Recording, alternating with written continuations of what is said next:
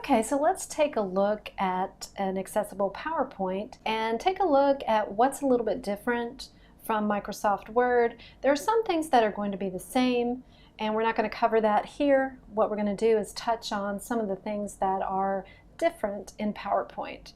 And to start off with, PowerPoint does not have the same capability to add structured headings. There are no headings available within PowerPoint. Instead of headings, you can use slide titles, and they can function in a similar way.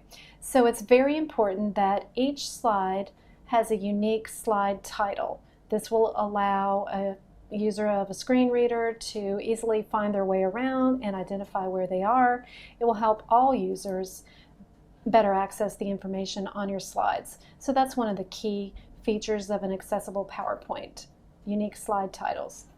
Next, let's take a look at some of the built-in tools and features that you want to use within PowerPoint. Just like within Word, you want to use the features that are built in. This is going to make sure that you do have a more accessible document. And one of the main tools or features that's built in that you want to take a look at and make sure that you use are the templates. Let's take a look at the layout. There are a number of different layouts available, and you want to make sure that you do use these pre-built layouts with placeholders added. You're going to have a much more accessible document from the start if you use the built-in placeholders rather than add your own text boxes. So that's key.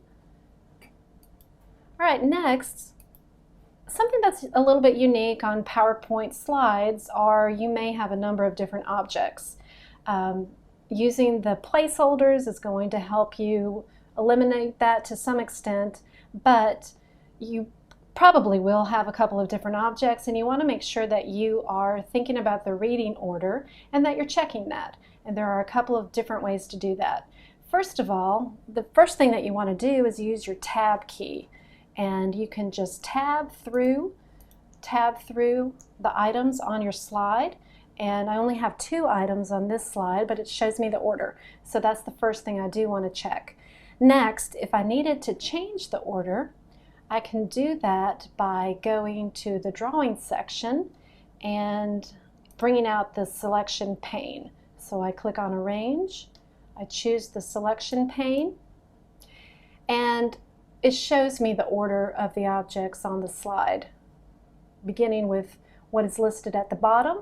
This is the first object in order, and going up it shows the next object. If I need to reorder that information, I can use my arrows and change that. So that's very helpful. The last thing we want to take a look at for this section is the outline view. It's very helpful if you take a look at your slides within the outline view. You can get some information that's less visible to you when you're looking at your slides in the outline view. There are a couple of different things that you can do here. You can make sure that you do have unique titles on all of your slides. They're displayed in the outline view. If there's any extra white space that you need to remove, you can do that within the outline view. You can just go ahead and remove it.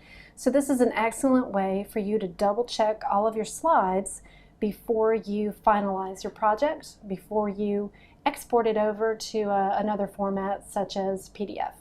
So we're going to stop here, and that's it for PowerPoint.